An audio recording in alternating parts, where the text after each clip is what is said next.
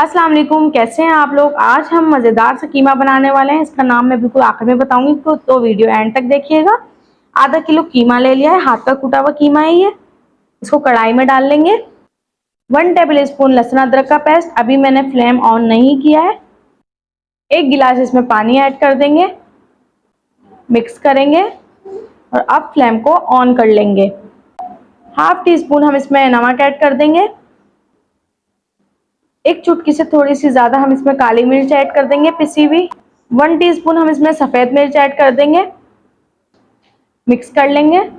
ये रेसिपी ज़रूर ट्राई कीजिएगा अपने घर में और इंशाल्लाह ऐसी शानदार रेसिपी बनेगी कि आप मेरा शुक्रिया अदा किए बगैर रह नहीं सकेंगे। तो उसको हम ढक देंगे 1 घंटे के लिए स्लो फ्लेम पे, ताकि कीमा अच्छे से कुक हो जाए। तो जब तक हम इसके बाकी चीज़ों की तैयारी कर लेते हैं। तो ये 1 मीडियम साइज़ का मैंने प्याज ले लिया है, ये हरा धनिया और 3 से 4 हरी मिर्चें। अब इन तीनों चीज़ों को हम ग्राइंडर में ग्राइंड कर लेंगे, पीस लेंगे।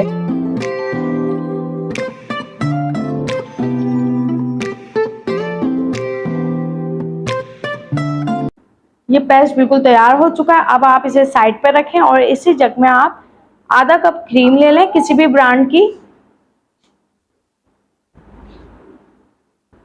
या आधा कप क्रीम ले लेंगे हम और आधा कप दही ले लेंगे।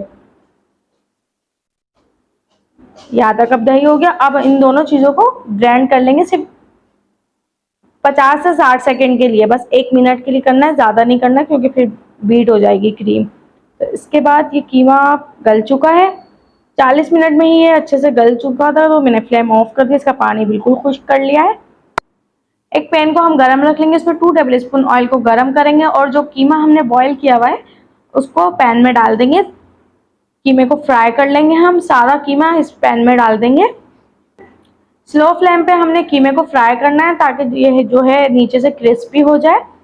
जब नीचे से थोड़ा क्रिस्पी होने लग जाए तो आप इसकी साइड चेंज कर दें, इसको चम्मच की मदद से हिला लें।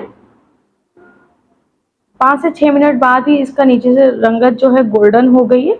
बस हमें इसी तरीके का कीमा चाहिए, थोड़ा सा गोल्डन हो जाए, क्रिस्पी हो जाए। इसके बाद हम फ्लेम को ऑफ कर देंगे। अभी हम इसे थोड़ी सी देर और फ्राई करेंगे। कीमा अब अच्छे से फ्राई हो चुका है। अब तो हम दूसरी कढ़ाई ले लेंगे। आधा कप मैंने इसमें ऑयल ऐड कर दिया, इसको गरम कर लेंगे। 2 लौंग ऐड किए मैंने इसमें और 2 छोटी इलायची ऐड की है। जब ये थोड़ी सी फ्राई हो जाए, जो हमने हरा धनिया, प्याज और हरी मिर्ची का पेस्ट तैयार किया था, आप इसे ऐड कर दें कढ़ाई में। इसको अच्छे से पका लें जब तक इसका पानी खुश्क ना हो जाए।